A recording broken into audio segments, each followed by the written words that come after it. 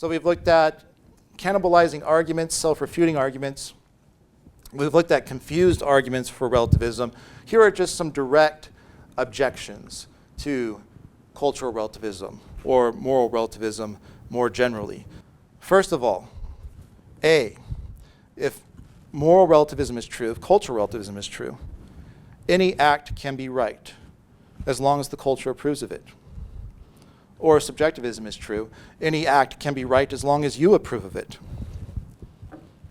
Which means racism can be right as long as either you approve of it or the culture approves of it. Anything could be right as long as your culture approves of it. But a good moral theory should capture some of the more obvious moral truths, like genocide is wrong.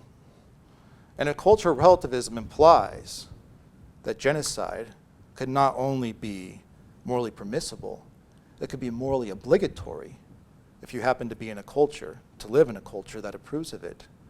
That's a strike against that moral theory. But reason people like cultural relativism so much is they say, well, we can't say that with regard to these more complex moral issues, some cultures have it right and some cultures have it wrong. There's a debate over female circumcision because some cultures practice female circumcision. And there was a case a while ago where a woman escaped from her culture and came to the US to escape female circumcision. And there was debate about whether she ought to be sent back, forced to go back. And the cultural relativists were saying, absolutely. Who are we to say that that culture is wrong for practicing female circumcision? Maybe that one is a tougher issue, although it doesn't seem like it. But if you're going to be a cultural relativist, not only do you have to be a relativist about the complex moral issues, you have to be a relativist about the easy ones. And so you have to say, yeah, that culture is absolutely racist, and they're morally right for being so because they approve of it. And there's nothing wrong with it. It'd be wrong in our culture because our culture disapproves of it, but there is no objective moral truth about whether racism is right or wrong. It's all just relative to cultures, according to cultural relativism. So notice how many people in the world are cultural relativists. But when you take a poll in the United States, is racism wrong?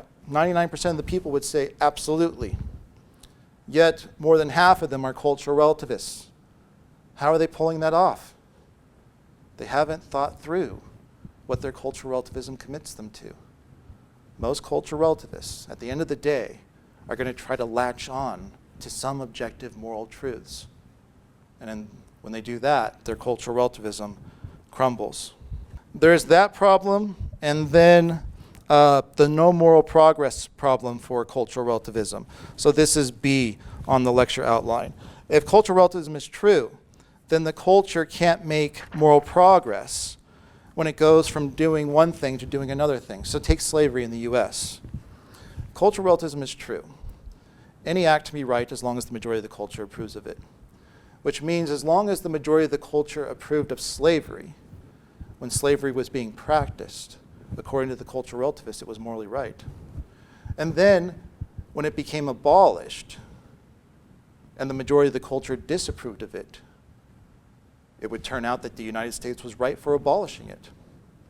So if cultural relativism is true, the US was right to practice slavery and right to abolish it because the majority changed on their attitudes towards slavery.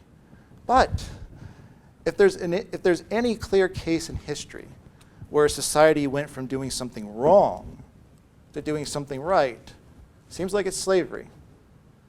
That the people were wrong to practice slavery, and that when they reformed their behavior, they improved morally. They became more virtuous.